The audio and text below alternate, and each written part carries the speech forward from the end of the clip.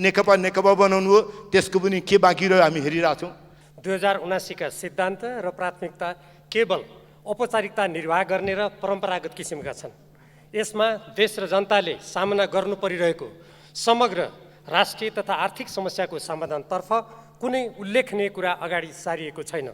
प्रस्तुत सिद्धान्त र प्राथमिकताबारे बहस र छलफल गरेर गठबन्धन सरकारले कुनै सार्थक परिवर्तन गर्ला र सुझाव सुन्ला भनी विश्वास गर्ने आधार छैन। तर देश र जनताको आवाज यस सम्मानित सदनमा मुखरित गर्नु जनप्रतिनिधिको कर्तव्य भएकोले त्यसलाई यहाँ प्रस्तुत गर्दछु। निहित स्वार्थहरूको बलिवेदीमा राष्ट्रिय स्वार्थ र सुरक्षालाई होम्ने गलत नीतिका कारण नेपाल राज्य क्रमशः कमजोर र लुलो हुँदै गइरहेको छ। यस स्थितिमा सरकारको नीति र सिद्धान्तले कुनै तात्विक परिवर्तन गर्ने देखिन्न। नेपालको संविधानको धारा 51 अन्तर्गत राज्यका नीतिहरूमा राष्ट्रिय एकता र राष्ट्रिय सुरक्षा, मानवीय सुरक्षाको प्रत्याभूति, स्वच्छ, निष्पक्ष र सक्षम प्रशासन, राष्ट्रिय अर्थतन्त्रको विकास हुनुपर्नेतर्फ सरकारले कुनै ठोस सिद्धान्त र प्राथमिक कुरा ल्याएको देखिएन। राष्ट्रिय सुरक्षा नीतिको चर्चा नै छैन। अर्थतन्त्रमा देखा परेका समस्याहरूलाई केन्द्रमा राखेर नीति तथा प्राथमिकता तोकिनुपर्ने होइन र पुँजीगत खर्च बढाउने र विकासको गति तीव्र तुल्याउने ठोस नीति सरकारले ल्याएको खोइ। यस्तो विषयलाई गम्भीर रूपमा नलिने सरकारको यो नीति र प्राथमिकता केवल झाराट्राई मात्र भएन त? अर्थतन्त्रको प्रमुख समस्या आयातमुखी अर्थतन्त्र रहनु भएको स्पष्टै छ। आन्तरिक उत्पादन बढाउने र आयात प्रतिस्थापन गर्ने नीति विगतमा नेपाली काङ्ग्रेसको बहुमतको सरकार रहेको बेला सबै उद्योग धन्दाहरू कौडीको मोलमा बेचेर समाप्त गरिएको र अन्य नीतिमा अहिलेको गठबन्धनको सरकारले कुनै सार्थक परिवर्तन गर्ने मनसाय राखेको देखिएन। प्रत्येक महिना विदेशी मुद्राको सञ्चिति घट्दो छ। विदेशी मुद्रा सञ्चिति 9 अर्ब 61 करोड छ र यसले 6 महिनाको आयात मात्र धान्न सक्छ। अर्थतन्त्रमा गम्भीर समस्या आउन लागेको भन्ने अर्थविदहरूको भनाइ आइरहेको बेला विदेशी मुद्राको आर्जन कसरी हुन सक्छ भन्नेतर्फ सरकारको कुनै दृष्टिकोण रहेको देखिएन। यस्तो स्थितिमा नेपाली काङ्ग्रेसका सभापति प्रधानमन्त्री रहनुभएको गठबन्धन सरकारले नेपालको आवश्यकता नै नभएको सुपारी, मरिच, छोकडा जस्ता वस्तुहरूको आयात गर्न अनुमति दिएको छ। मोबाइल र मोटरसाइकलको आयातमा मूल्यको सीमा माथि राखेर नियन्त्रण गर्ने नाटक गरिएको छ र आयात नियन्त्रण गर्ने भनिएका 10 वस्तुहरूको सङ्केत नम्बर नसमेटेर वास्तवमा अन्य समूह मार्फत ती वस्तु भित्र्याउने प्रपञ्च गरिएको छ। यस्तो नीतिले के विदेशी मुद्राको अपव्यय रोकेर देशलाई सम्भावित आर्थिक सङ्कटबाट बचाउन सक्छ? नेपालको कुल ऋण 1734 अर्ब पुगिसकेको छ र त्यसमध्ये वैदेशिक ऋण 928 अर्ब रुपियाँ रहेको छ। देशले वार्षिक करिब 4 अरब 50 करोड रुपियाँ ब्याजको रूपमा तिर्नु पर्दछ। ब्याज मात्रै तिर्नुपर्ने स्थिति छ। वैदेशिक ऋणमध्ये 87.4% विश्व ब्याङ्क, एसियाली विकास ब्याङ्क, अन्तर्राष्ट्रिय मुद्रा कोष लगायतका बहुराष्ट्रिय अन्तर्राष्ट्रिय संस्थाहरूबाट लिइएको छ। ऋण कुल राष्ट्रिय उत्पादनको 40.5% पुगिसकेको छ। नेपालीको टाउकोमा प्रति व्यक्ति 60,000 रुपियाँ ऋणभार रहेको छ। यस्तो डरलाग्दो स्थितिबाट उम्कने कुनै सोच, दृष्टिकोण, नीति, सिद्धान्त वर्तमान गठबन्धन सरकारसँग रहेको छैन, देखिएन। सन् 2026मा नेपाललाई अल्पविकसित देशबाट स्तरोन्नति गर्ने अन्तर्राष्ट्रिय प्रतिबद्धता पुरा गर्दा त्यसका प्रभावहरूको मूल्याङ्कन र त्यसबाट देशको अर्थतन्त्रलाई कसरी सुरक्षित गर्ने, हालको 612 अरबको घाटालाई कसरी व्यवस्थापन गर्ने, 4 वर्षपछि नेपाल अति कम विकसित राष्ट्रबाट स्तरोन्नति गर्दा कसरी घाटापूर्ति हुन सक्छ? तयारी खै, सिद्धान्त खै, प्राथमिकता खै, संरचनागत सुधार केमा र कसरी भन्ने दृष्टिकोण कहाँ छ? केही घरानाहरूले नेपालका ब्याङ्कहरूमा नेपाली जनताको सञ्चित पुँजीलाई देशको उत्पादनशील क्षेत्रमा सदुपयोग नगरी दुरुपयोग गरेको भन्नेतर्फ सरकारको ध्यान छ कि छैन? सीमित व्यक्तिको हातमा वित्तीय प्रणाली गइरहेको छ। नेपालको संविधानले समाजवाद उन्मुख अर्थव्यवस्थाको लागि मार्गदर्शन गरेकोले यसमा बाधकको रूपमा रहेको दलाल नोकरशाही पुँजी राष्ट्रको आवश्यकता विपरीत थुपार्न नदिने नीति अगाडि सारेको खोइ। अर्थतन्त्रमा विप्रेषणको करिब 23% अर्थात् 961 अर्ब रुपियाँ हिस्सा भएको वैदेशिक रोजगारीबारे सरकारको यो नीति र प्राथमिकतामा कुनै कुरा नआउनु उदेक लाग्दो कुरा हो। यसबाट सरकार कति गैर जिम्मेवार छ भन्ने स्पष्ट हुन्छ। के जनशक्तिको स्वदेशमा नै सदुपयोग गर्न, वैदेशिक रोजगारीमा जान उत्प्रेरित गर्ने नीति परिवर्तन गर्न सरकार तयार छ? साँच्चै समाजवाद उन्मुख राष्ट्रिय अर्थतन्त्रको विकास गर्ने प्रतिबद्धता भएको भए उत्पादनका साधनको राष्ट्रिय विकासमा कसरी उपयोग गर्ने र विकासको प्रतिफल वा लाभ सामान्य जनता, विशेषतः विपन्न जनताको हातमा कसरी पुर्याउने भन्ने नीति उल्लेख हुन्थ्यो, सिद्धान्त तय हुन्थ्यो। धनी र गरिब बीचको बढ्दो असमानता घटाउने नीति आउँथ्यो, सिद्धान्त तय हुन्थ्यो। उद्योग धन्दा र साधन स्रोतको संरक्षण र प्रवर्धन गरी नेपाली श्रम, सिप र कच्चा पदार्थमा आधारित स्वदेशी लगानीलाई प्राथमिकता दिने, वैदेशिक सहायता र ऋण राष्ट्रिय हित अनुकूल आयात प्रतिस्थापन, निर्यात प्रवर्धन र पूर्वाधार विकासका लागि राष्ट्रिय प्राथमिकताका क्षेत्रमा लिने नेपालको संविधानको उल्लेखित नीति स्पष्ट हुन्थ्यो, तर भएन। त्यस्तै कृषि उत्पादन र उत्पादकत्व बढाउन सरकार गम्भीर भएको भए केही कम्पनीको निहित लाभका लागि पुनः उत्पादन नहुने बिउको आयात गरी देशलाई उपनिवेशकरणको बाटोमा जान नदिने नीति सरकारले ल्याउने थियो होला। यो प्राथमिकतामा पर्ने थियो होला। नेपाली कृषि उपजको लागि बजार सुनिश्चित गर्ने र यस क्षेत्रलाई बाह्य अतिक्रमणबाट बचाउने नीति आउँथ्यो होला, तर यसबारे सरकार मौन छ। सरकारले विद्यालय शिक्षामा मात्र गुणस्तर वृद्धिको कुरा गरेको छ यसमा, तर देशलाई साँच्चै नै अगाडि बढाउने हो भने निजी विद्यालय र शिक्षालयको नाममा जसरी समाजमा जबरजस्त वर्गीय विभाजन चर्काइँदैछ त्यसलाई रोक्नुको साथसाथै उच्च शिक्षामा व्यापक सुधार गरी गुणस्तरीय शिक्षा प्रदान गर्नुका साथै वैज्ञानिक अध्ययन, अनुसन्धान, आविष्कारका लागि आविष्कारमा लगानी आजको राष्ट्रिय आवश्यकता भएको कुरामा जोड दिन्थ्यो होला, तर सरकारको यसतर्फ ध्यानै छैन। श्रम र रोजगार सम्बन्धी नीतिमा श्रम शक्तिलाई दक्ष र व्यावसायिक बनाउने र स्वदेशमा नै रोजगारी अभिवृद्धि गर्ने नेपालको संविधानमा उल्लेखित नीति सरकारले अनुसरण गरेको देखिएन। देशको जनशक्तिलाई निर्यात गर्ने र देशमा विदेशी जनशक्तिलाई भित्र्याउने गलत नीति परिवर्तन गर्न सरकार तयार छ कि छैन? श्रम अनुमति नीतिलाई कडाइका साथ लागू गर्न सरकार तत्पर छ कि छैन? सरकार किन मौन?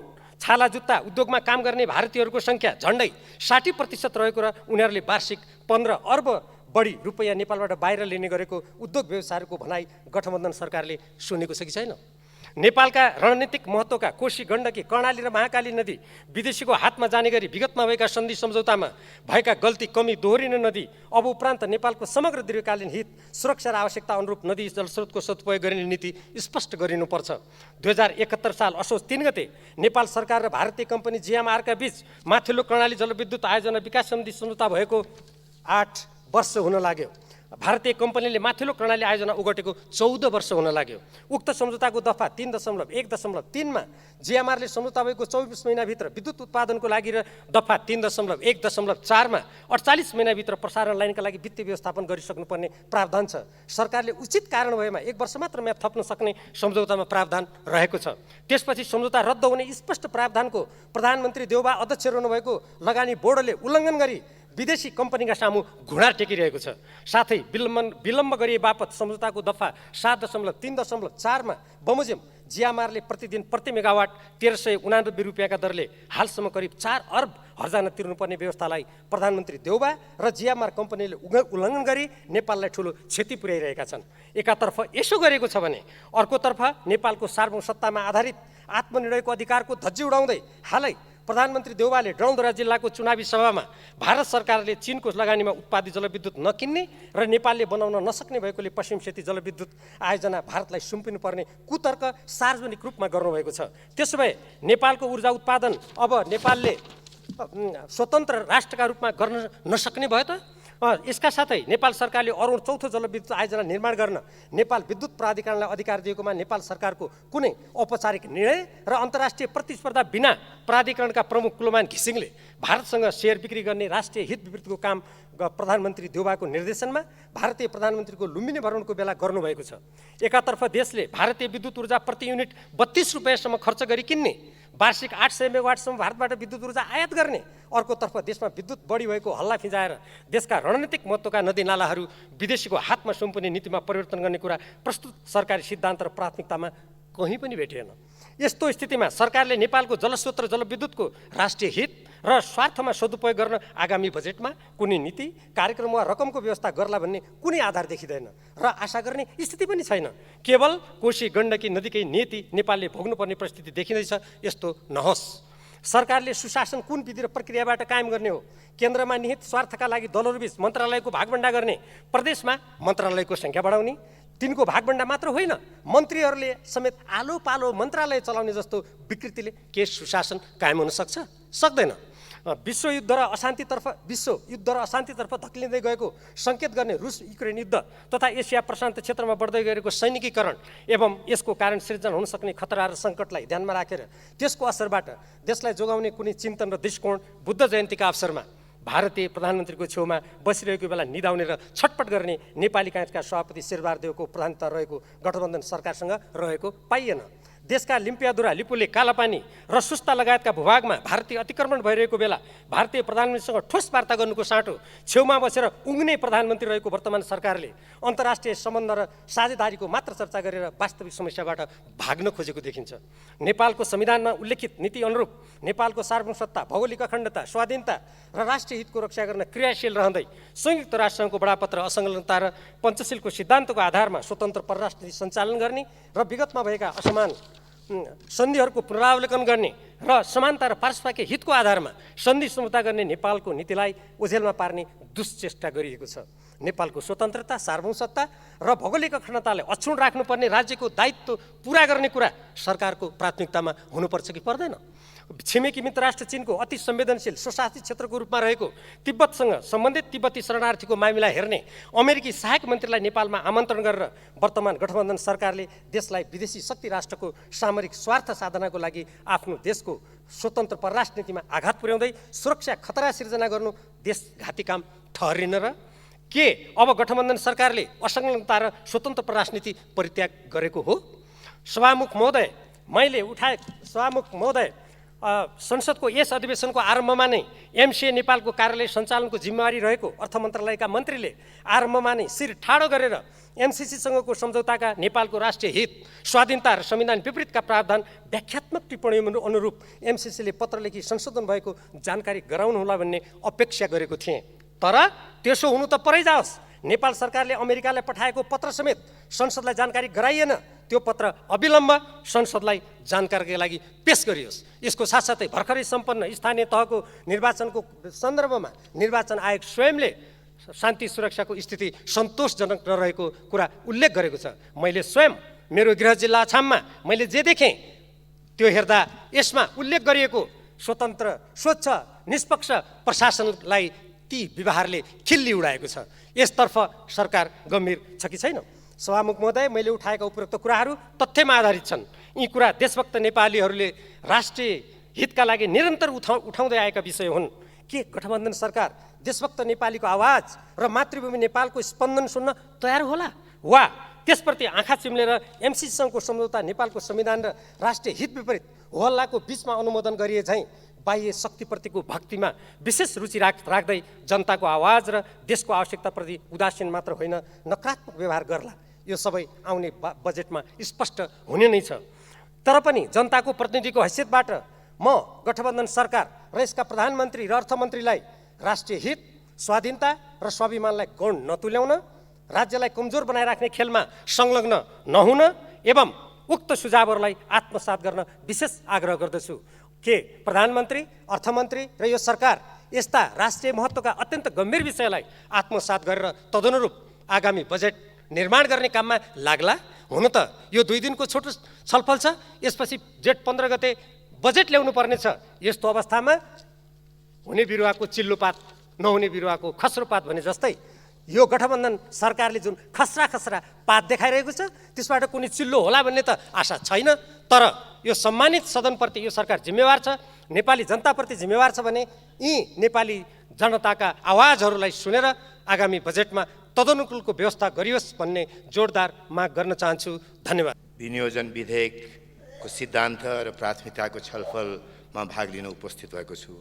सबैभन्दा पहिले स्थानीय निर्वाचन सम्पन्न भइसकेका छ। मतगणनाको केही काम बाहेक यो काम सम्पन्न गरेकोमा सरकार र मूलतः प्रधानमन्त्रीलाई हार्दिक आभार र धन्यवाद व्यक्त गर्न चाहन्छु।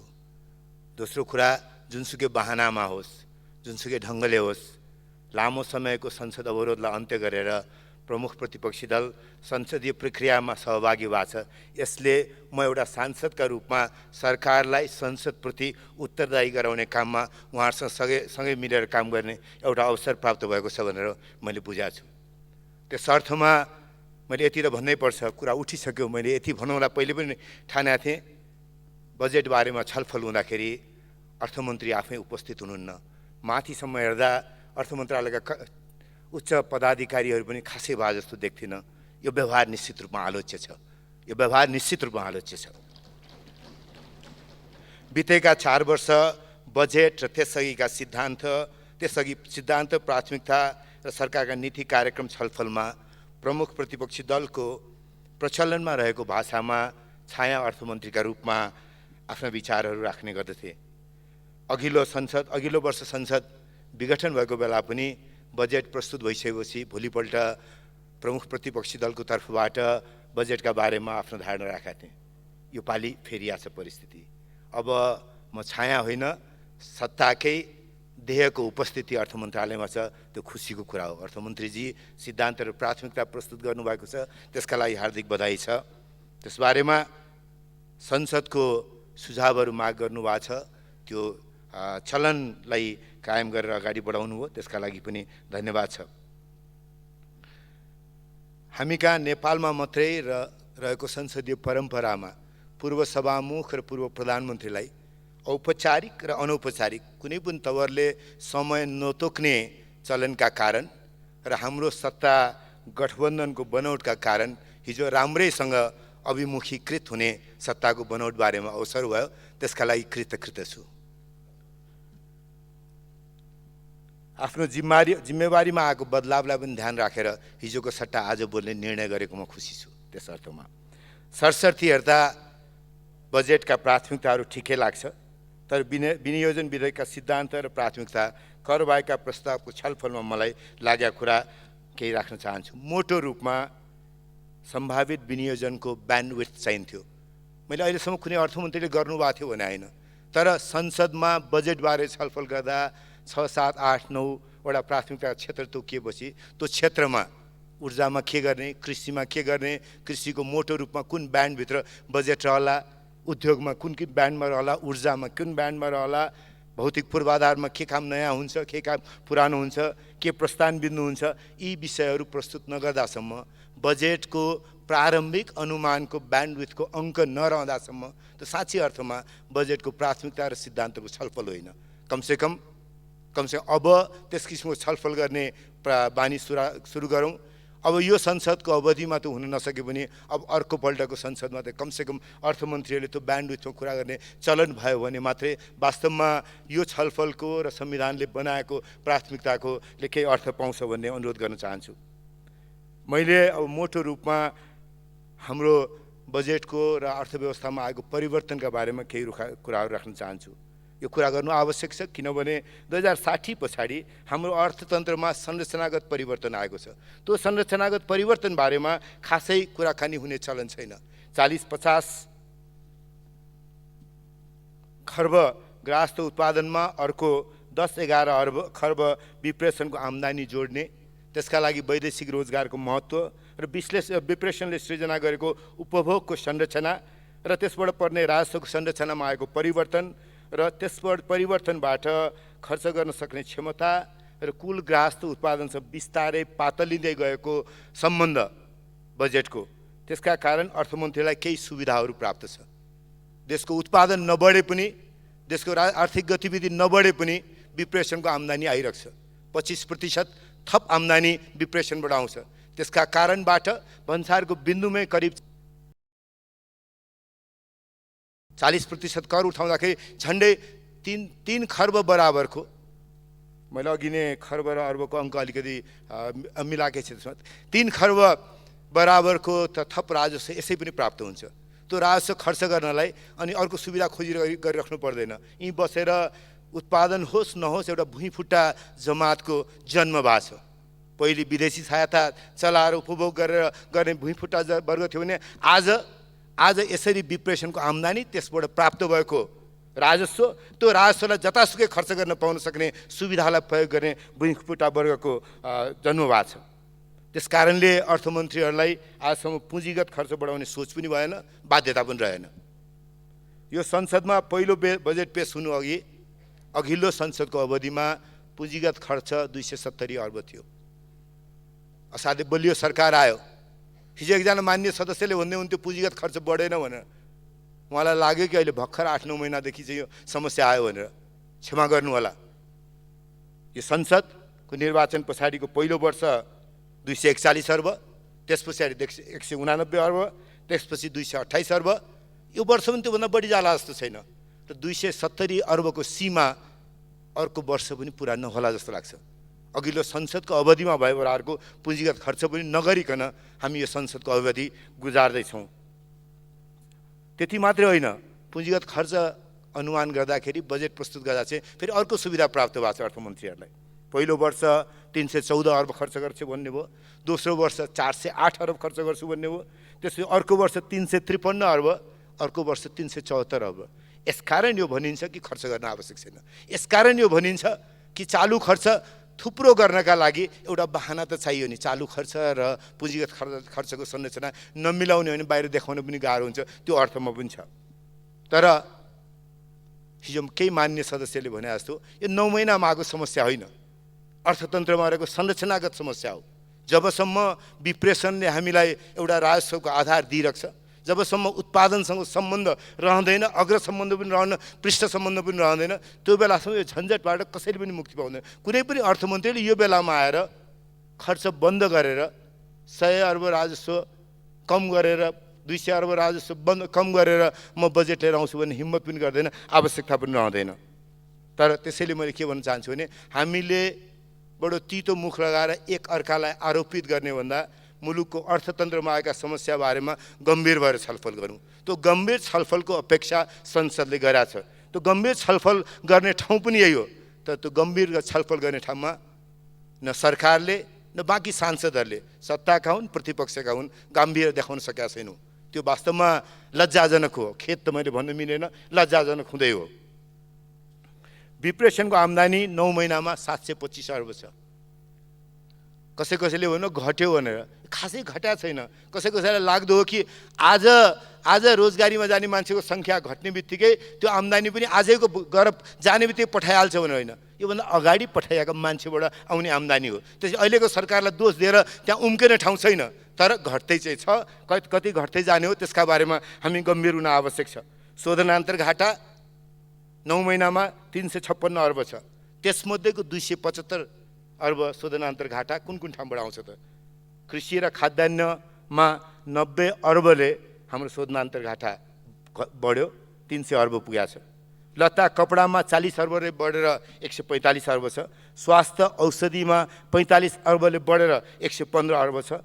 पेट्रोलियम पदार्थमा 100 अर्बले बढेर 220 अर्ब छ। यसरी 275 अर्ब शोधनान्तर घाटामा पार्ने प्रभाव यसरी सृजना भएको छ। अब यसले अर्थतन्त्रको संरचना फेर्यो कि फेरेन त?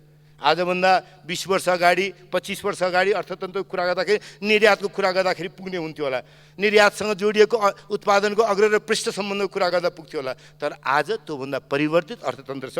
त्यो परिवर्तित अर्थतन्त्रमा आयातलाई प्रतिस्थापन गर्ने 330 अर्बको हामीले खाद्यान्न आयात गर्छौँ। 330 अर्बको खाद्यान्न आयात गर्नेको सट्टा त्यसलाई मुलुकमै उत्पादन गर्न सक्ने र सोध्ने कि नसोध्ने, त्यो सस्ता हिजोको जस्तो पुरातन पन्थबाट वैज्ञानिक भन्नुहुन्छ के भन्नुहुन्छ थाहा छैन, भूमि सुधारबाट त्यहाँ पुगिँदैन। भूमि बाँड्ने आयोग बनाएर मात्रै त्यहाँ पुगिन्न। उत्पादनको सम्बन्ध बारेमा गम्भीरतापूर्वक सोच्नुपर्ने बेला आछ। त्यता आजसम्म हाम्रो छलफल त्यता सोचिया छ जस्तो लाग्दैन। लत्ता कपडाका बारेमा त हामी आयात प्रतिस्थापन गर्न अलिकति समय लाग्ला, तर उद्योग व्यवसाय कसरी अगाडि जाने हो, त्यसमा निजी र सरकारी सार्वजनिक साझेदारी के हुने हो, बाहिरको सहयोग कसरी जुटाउन सकिने हो, देशभित्र कसरी निजी क्षेत्रलाई अगाडि लिएर आउन सक्ने हो, त्यो छलफलको विषय हो। बजेटको सिद्धान्त प्राथमिकता छलफल गर्दा त्यताको विषय छलफल हुनु पर्थ्यो। त्यतातर्फ आजसम्म न हामीले न हामीभन्दा अहिलेकाले अहिलेसम्म गम्भीरतापूर्वक त्यतातर्फ ध्यान दिए। त्यसलाई हामीले ध्यान पुर्याउनुपर्छ भन्ने मन लाग्छ। जतिसुकै कराए पनि अहिले भर्खरै प्रतिपक्षमा पुगेको र बिस्तारै मानसिक रूपमा त्यो आफ्नो अवस्थालाई स्वीकार गर्दै गएको प्रमुख प्रतिपक्षले 7.5 महिनाको वस्तु र 6.5 महिनाको सेवा लाई पुर्याउने खालको विदेशी मुद्रा सञ्चित आफैमा चाहिँ समस्या होइन, समस्या त्योभन्दा गहिरो समस्या छ। त्यसबारेमा मैले अघि नै इङ्गित गरिसकेँ। त्यो एउटा सरकार, आज बनेको सरकार 9 महिना अगाडि बनाए सरकारको कारण सृजना भएको समस्या होइन। अब यो दुष्चक्र बाहिरको नेपालको उत्पादनसँग नजोडेको अर्थतन्त्र दुष्चक्रबाट मुक्ति नपाउने हो भने ठुला सिद्धान्तको कुरा गरे पनि साना सिद्धान्तको कुरा गरे पनि कहीँ पनि पुगिन्छ जस्तो मलाई चाहिँ लाग्दैन। अब सार्वजनिक ऋणको भार हिजो पनि फेरि एकजना मान्य सदस्यले प्रमुख प्रतिपक्षी दलको भन्नु 40 नाग्यो भनेर आज पनि भन्नु 40 अहिले पुग्या हो। यो संसदको अवधि सुरु हुनुभन्दा अगाडि 22.7 थियो, 23% भन्नुहोस्। 23 देखि 40.4 सम्म यो सरकार आउनुभन्दा पहिले भएको थियो नि त, पल्टाउनु भए हुन्छ सांख्यिकी। अनि यो सरकारलाई दोष लाउने 40.4 पुग्यो भनेर त्यतिखेर संसदमा भएको छलफलमा त्यस बेलाको अर्थमन्त्रीले मलाई दिएको जवाफ पनि सम्झिनु भए हुन्छ अथवा अभिलेखमा हेर्नुभए हुन्छ। किन बढाउनु चाहिँ यसरी भन्दा अहिले कठिनाइमा पुगेको छैन, जहाँसम्म प्रतिफल योभन्दा बढी प्रतिशत आउने हो भने ऋण लिन आपत्ति छैन भनेर भन्नु हो। त्यो विषय बिर्सिएर अहिले यतातिर फर्किएर ठुलो आवाजबाट भन्दा मात्रै हामी समस्याको समाधान गर्न सक्दैनौँ। अर्को समस्या छ आन्तरिक ऋण। त्यो बेलासम्म आन्तरिक ऋण जिडिपीको 2.9% थियो, 3% भन्नुहोस्। अहिले बढेर यो सरकार आउनुभन्दा पहिले 5.2% भयो। आन्तरिक ऋण बढ्ने भनेको निजी क्षेत्रले ब्याङ्किङ क्षेत्रबाट कर्जा लिनलाई कठिनाइ हुने हो। आज तरलताको समस्या छ, कोभिडले थलिएको इकोनोमीबाट बिस्तारै हामी निस्किँदैछौँ। अनि युक्रेनमा रुसको आक्रमण पछाडि दुनियाँमा भएको मूल्य वृद्धिका कारण, मुद्रास्फीतिका कारण पेलिएको चपेटमा परेको बेलामा यसरी 5.2 जिडिपीको आन्तरिक ऋण उठाउने बेलामा अनि शेयर बजारले जे बेहोर्या छ, अरू अर्थतन्त्रले जे बेहोर्या छ, अनि ब्याजको दर सहजै 2-3%ले माथि पुग्ने कुरा अस्वाभाविक होइन, अस्वाभाविक होइन। त्यसैले संरचनागत रूपमा अर्थतन्त्रका बारेमा छलफल गरौँ, त्यो चाहिँ आजको आवश्यकता हो। त्यतातर्फ हाम्रो ध्यान खासै गएको छ जस्तो लाग्दैन मलाई। मुद्रास्फीति 7.5% नागेको छ, नाग्नु अस्वाभाविक पनि होइन। अब यो विषयमा अब खालि एउटा कुरा यति मात्रै भन्नु आवश्यक छ कि डिप्रेसनको आम्दानीबाट समस्या मात्रै नेपालले बेहोर्या होइन। 2048 पछाडि नेपालमा अर्थतन्त्रले जुन एउटा गति लियो, ऋणको भार घटाउने, सार्वजनिक ऋणको व्यवस्थापन गर्ने र नयाँ सुधारका क्रमहरू जसरी अगाडि बढे त्यसको क्रमबाट र त्यसमा पछि आएर 60 को दशक पछाडि डिप्रेसनको आम्दानी र त्यसले गाउँ गाउँसम्म पुर्याउने डिप्रेसनको आम्दानी, सरकारले काम गर्नु परेन, हरेक दूरदराजको गाउँसम्म डिप्रेसनको आम्दानी पुगेपछि औसत आयु 33 वर्षमा 14 वर्ष बढ्यो। मृत्युदर, बाल मृत्युदर, मातृ मृत्युदर असाध्यै मजाले घटाएको छ। सार्वजनिक खर्च गर्न सक्ने क्षमता असाध्यै वृद्धि भएको छ। तर यो सबैका बावजुद हाम्रो अर्थतन्त्र केही कठिनाइमा आज पनि छ। त्यो कठिनाइतर्फ र अवसरहरूलाई हामीले ध्यान नदिने भने हामी ठिक बाटो हिँड्न सक्दैनौँ। हाम्रो बजेट कार्यान्वयन गर्न सक्ने क्षमता कमजोर छ। कमजोर भएको कारणले एउटा संस्कृतिको हामी निर्माण गऱ्यौँ आँखा चिम्लेर। सुरुमा त म अलिकति क्रेडिट पनि दिन्छु, प्रमुख प्रतिपक्ष दलका नेता प्रधानमन्त्री छँदा त्योभन्दा अगाडि केही इमेजिनेटिभ कुराहरू गर्ने चलन गर्नुभयो। तर इमेजिनेटिभ कुरालाई बिस्तारै गर्न सकिँदैन भन्ने लागेपछि अनि आँखा चिम्लिएर जे बोलिदिए पनि हुन्छ भन्ने संस्कृति सुरु गर्नुभयो। राजमार्गका ठाउँ ठाउँमा हवाईजहाज अवतरण गर्ने, रेल पानी जहाज कुराउने, अनि त्यो सबै गरेको हेर्नलाई भ्यू टावर बनाउने, अनि भ्यू टावर बनाएर नेपाली मात्रै हेरेर पुग्दैन भने विदेशका अतिथिहरूलाई लिएर आउनलाई विशेष किसिमको अतिथि गृहहरू निर्माण गर्ने, अनि सम्पन्न नभएका आयोजनाहरू उद्घाटन गर्ने, अनि तयारी नै नभएका आयोजनाहरू शिलान्यास गर्ने। कम्प्युटरबाट 165वटा निर्वाचन क्षेत्रका सडक शिलान्यास भयो। मेरो निर्वाचन क्षेत्रमा पनि मैले छुट्याएको, मैले माग गरेको बजेट अनुसार 25 करोड छुट्यो, तर शिलान्यास कहाँ भयो भने कम्प्युटरमा हो। त्यो ढुङ्गा खोज्दै गएको थिएँ म, बल्ल अस्ति 15 दिन अगाडि त्यसको ठेक्काको प्रक्रियामा अगाडि बढाएको छ। यो संस्कृतिबाट मुक्ति नपाउँदासम्म जाँदैनौँ हामी कहीँ पनि। संस्कृति फरक हुन्छ। अमेरिकामा केनेडीले युरी गागरिनलाई अन्तरिक्षमा रसियाले पठाएपछि, सोभियत युनियनले पठाएपछि 10 वर्ष नपुग्दै चन्द्रमामा हामी अमेरिकीलाई उतार्छौँ भन्यो। 9 वर्ष नपुग्दै, केनेडी त जीवित थिएनन्, अमेरिकाले त्यहाँ अवतरण गरायो। कुनै पनि बजेट, प्राथमिकता, सिद्धान्तको कुरा त्यहाँबाट आउँछ। मान्छेले बोलेपछि त्यसलाई कार्यान्वयन गर्न सक्ने क्षमता त्यसरी विकसित हुन्छ। हामी कहाँ यहाँ आएर बोलिदिएर गएपछि आँखा चिम्लिएर सबै चिज गरेँ भनेर अनि लाइन लागेर एउटा यस्तो संस्कृति बसाएको छ हाम्रो कि आफ्नो पक्षको नेता हो भने महान उहाँभन्दा स्वप्नद्रष्टा कोही पनि छैन भनेर कम्प्युटरमा गरेको ढुङ्गे शिलान्यासलाई महान काम भनेर अस्ति हाम्रो रेल कहाँ गयो भनेर खोज्दै हुनुहुन्थ्यो हिजो एकजना मान्य सदस्य। मलाई बरु तपाईँको कम्प्युटरमा गयो ढुङ्गे सडकको शिलान्यास गरेको ढुङ्गा चाहिँ खोजेर देखाइदिनुहोस् न, म तपाईँको रेल अनि बजेटको खोज्नलाई अर्थमन्त्रीलाई सुझाव दिउँला, सहयोग पनि गरौँला। त्यो संस्कृतिबाट कहीँ पनि पुगिन। समस्या छ केही, मैले छुट्याउनै आँटेँ मान्य सभामुख महोदय। मैले यति चाहिँ भन्नुपर्छ, शिक्षामा एउटा परिवर्तन आवश्यक छ। त्यो परिवर्तन सबै स्कुललाई हामीले लिउँ भनेर होइन। थामा फिक्किटीले क्यापिटल एन्ड आइडियोलोजीमा लेख्नु भएको छ कि यो बेलायतको अमेरिकाको शिक्षा प्रणालीले सिप सिकाएन भनेर। स्विजरल्यान्डको शिक्षा प्रणाली, जर्मनीको शिक्षा प्रणालीबाट जाने हो भने सिप सिकाउन सकिन्छ भने, त्यसैले दुःख गरेर तातो घाममा खाडीमा काम गर्ने सट्टा एक त माथिको सिप दिएर हामीले पठायौँ भने धेरै ठुलो परिवर्तन गर्न सक्छौँ। स्वास्थ्यको क्षेत्रमा परिवर्तन आवश्यक छ। स्वास्थ्यको क्षेत्रमा जसरी उपभोगको वृद्धि भएको छ, स्वाभाविक रूपले अस्पतालहरू आउँछन्, तर ती अस्पताललाई व्यवस्थित गर्ने क्रममा बिमाको बारेमा जुन गम्भीरता सुरुवात भयो त्यो गम्भीरता हामीले पुरा गर्न सकेका छैनौँ। त्यतातर्फ गम्भीरता पुगेर सोचौँ भन्ने लाग्छ। जलवायु परिवर्तनबाट भएका कुराहरूबाट अलिकति बढी ध्यान पुऱ्याएर एउटा प्रोमिनेन्स पनि नेपाली प्रधानमन्त्रीको सहभागिताबाट आएको छ, त्यतातर्फ काम गरौँ भन्ने लागेको छ मलाई। तर यति सबै हुँदाहुँदै हिजो एकजना मान्य सदस्यले बिरालो जुनसुकै रङको भए पनि मुसा मारे हुन्छ भन्नुभयो। अर्को एकजना मान्य सदस्यले होइन हामी चाहिँ राता रङका बिराला सबै एक ठाउँमा बस्नुपर्छ भन्नुभयो। राजनीति जता जाला, राजनीति जता जाला, राता रङका बिराला सबै एक ठाउँमा बसे पनि हुन्छ।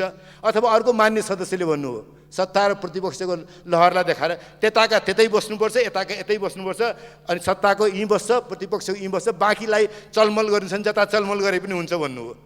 राजनीति जता समात्नुहोस्, तर देशका गम्भीर समस्याका बारेमा हाम्रो दृष्टिकोण स्पष्ट नहुने भने हामी कहीँ पनि पुग्दैनौँ। आफूले आधार गुमाइसकेपछि अनि अर्काको टाउकोमा दोष लाएर के गर्ने? एकपल्ट ऐनामा त हेरौँ। नभए हामी हिजो जुन संस्कृतिका विरोधमा उभिएर नयाँ सत्ता निर्माण गऱ्यौँ, हिजोको आफैलाई हेरेर आफ्नो रूप हेरेर दङ्ग पर्ने अनि अरू सबैलाई हेलाका दृष्टिले हेर्ने राजनीतिक संस्कारलाई अन्त गर्छौँ भनेर नयाँ राजनीति सुरुवात गऱ्यौँ। अनि त्यो राजनीतिमा बसेर पनि आफ्नो समस्यालाई अर्काको टाउकोमा हालेर फल्नाले चाहिँ धोका दियो भन्ने राजनीति नै बोकिराख्ने हो भने मैले यति चाहिँ भन्नुपर्छ, नेपालमा कम्युनिस्ट आन्दोलनलाई एक गर्नुपर्छ भनेर कम्युनिस्टहरू एक हुँदाखेरि संविधान सभा पछाडि संविधान बनेन, लहरे कम्युनिस्ट प्रधानमन्त्री हुनुभयो, पहिलो संविधान सभाले बनाएन, त्यस पछाडि पनि कम्युनिस्ट संविधान बनाइसकेपछि कम्युनिस्ट एक हुनुपर्छ भन्नुभयो, फेरि त्यो सत्ता 9 महिनाभन्दा बढी टिकेन, फेरि कम्युनिस्ट पार्टी हो त्यतिले मात्रै पुग्दैन, एउटै पार्टी बनाउनुपर्छ भनेर नेकपा बनाउनु हो, त्यसको पनि के बाँकी रह्यो हामी हेरिरहेछौँ। त्यसको सट्टा मान्य सदस्य अब टुङ्ग्याउनु वाम र लोकतान्त्रिक आन्दोलनलाई एक ठाउँमा जोडेर हिँड्दा